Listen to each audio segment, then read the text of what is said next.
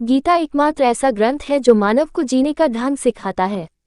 गीता जीवन में धर्म, कर्म और प्रेम का पाठ पढ़ाती है। गीता के अनुसार हमारा भाग्य और कुछ नहीं बल्कि हमारे कर्मों का ही फल है। श्रीमद्भागवत गीता में भगवान कृष्ण के उपदेशों का वर्णन है। गीता के ये उपदेश श्री कृष्ण ने महाभारत युद्ध के दौरान अर्जुन को दिए थे।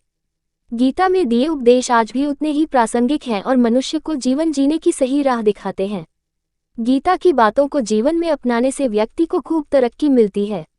गीता एकमात्र ऐसा ग्रंथ है जो मानव को जीने का ढंग सिखाता है। गीता जीवन में धर्म, कर्म और प्रेम का पाठ पढ़ाती है। गीता के अनुसार कुछ लोगों के प्रति हमेशा वफादार रहना चाहिए। गीता में श्री कृष्ण कहते हैं कि हमारा भाग्य हमारे ही अतीत के कर्मों का फल है। उसी तरह हम आज जो कर्म कर रहे हैं वो हमारे आने वाले कल को निर्धारित करेंगे। इसलिए हमें हमेशा अपने कर्म अच्छे रखने चाहिए ताकि हमें इसका फल भी अच्छा ही मिले। गीता में श्री कृष्ण कहते हैं, उनके कर्जदार और वफादार हमेशा रहिए जिन्होंने आपके बुरे समय में आपका साथ दिया।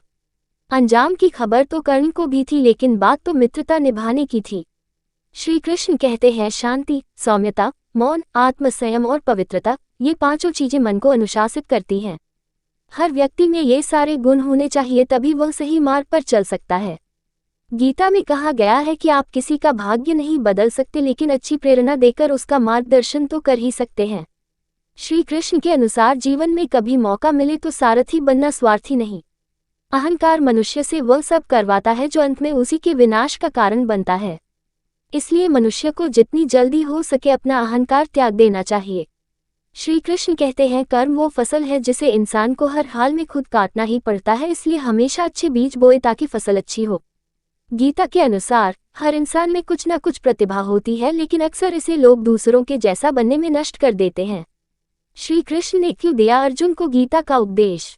जाने महाभारत के किस्से। महाभारत के अनुसार भगवान श्री कृष्ण को कौरव और पांडवों के भविष्य के बारे में पता था। महाराजा पांडु की मृत्यु के बाद धृतराष्ट्र अपने ज्येष्ठ पुत्र दुर्योधन को राजा बनाना चाहता था। दुर्योधन का मामा शकुनी कौरवों को पांडवों के खिलाफ भड़काता रहता था। महाभारत काल में पांडवों और कौरवों में राज्य संपत्ति को लेकर मतभेद था। पांचों पांडव युधिष्ठिर, भीम, अर्जुन, नकुल व सहदेव धर्म का पालन करते थे। कौरवों में ज्येष्ठ दुर्योधन दुराचारी और लालची था। पांडव और कौरव एक ही परिवार से थे, लेकिन दोनों की नीयत में दिन रात का अंतर था। पांडु की मृत्यु के बाद धृतराष्ट्र अपने ज्येष्ठ पुत्र दुर्योधन को राजा बनाना चाहता था। दुर्योधन का मामा शकुनी कौरवों को पांडवों के खिलाफ भड़काता रहता था। शांति दूत बनकर आए श्री कृष्ण। पंडित इंद्रमणि घनश्याल के अनुसार भगवान श्री कृष्ण को कौरव और पांडवों के भविष्य के बारे में पता था। वे चाहते थे कि युद्ध न हो, इसलिए श्री कृष्ण स्वयं 3 बार शांति दूत बनकर आए और कौरव पांडवों के बीच सुलह करानी चाहिए, किंतु दुर्योधन नहीं माना। तब श्री कृष्ण ने कहा कि तुम पांडवों को आधा राज्य दे दो और दोनों शांतिपूर्वक रहो, लेकिन दुर्योधन नहीं माना। तब पांडवों ने कहा कि हमें राज्य की लालसा नहीं है, हमें केवल 5 गांव दिलवा दीजिए और पूरा राज्य चाहे दुर्योधन को दे दीजिए। लेकिन दुर्योधन ने साफ इनकार कर दिया और कहा कि 5 गांव तो क्या, वह सुई की नोक जितनी जगह भी नहीं देगा। युद्ध का हुआ आगाज। दुर्योधन ने पांडवों से कहा कि अगर तुम्हें 5 गांव चाहिए तो कुरुक्षेत्र में आकर हमसे युद्ध करना पड़ेगा, हमें पराजित करके राज्य हासिल करना होगा। तब दोनों पक्षों में युद्ध का आगाज हुआ। भगवान श्री कृष्ण अर्जुन के रथ के सारथी बने थे।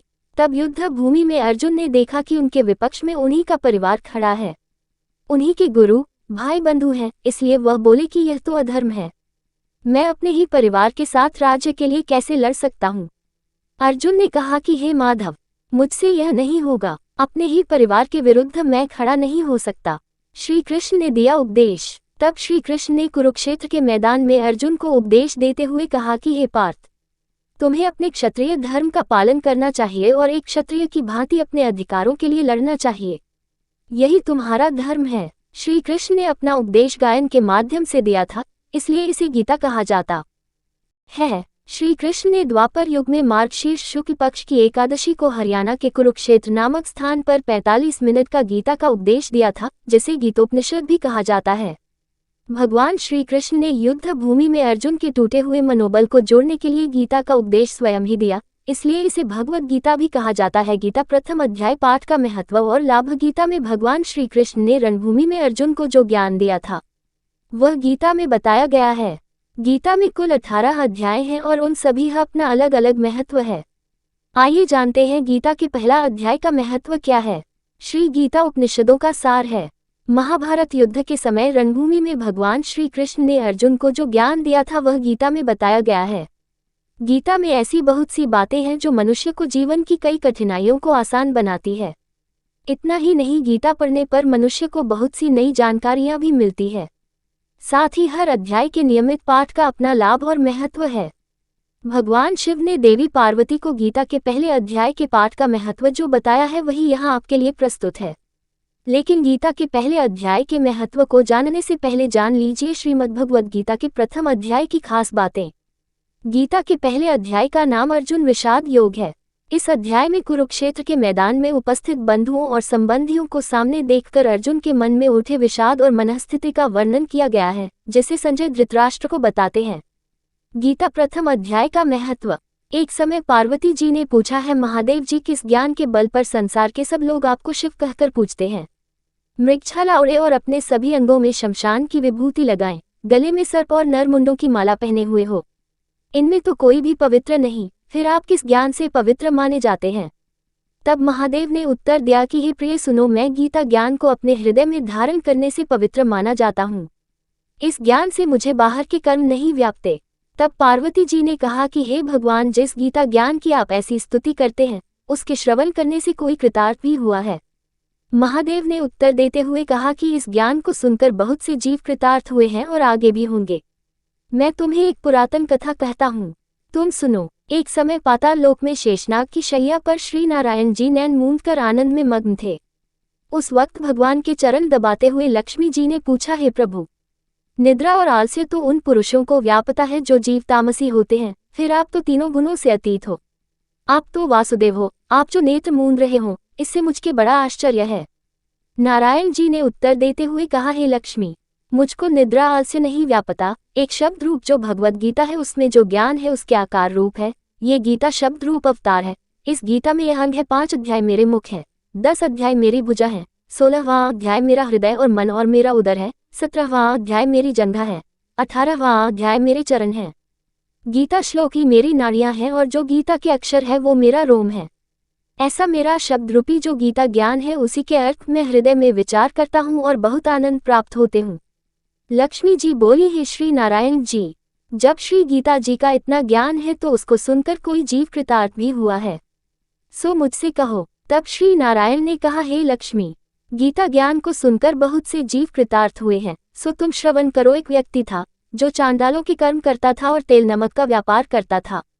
उसने एक बकरी पाली। एक दिन वह बकरी चराने के लिए वन में गया और वृक्ष से पत्ते तोड़ने लगा।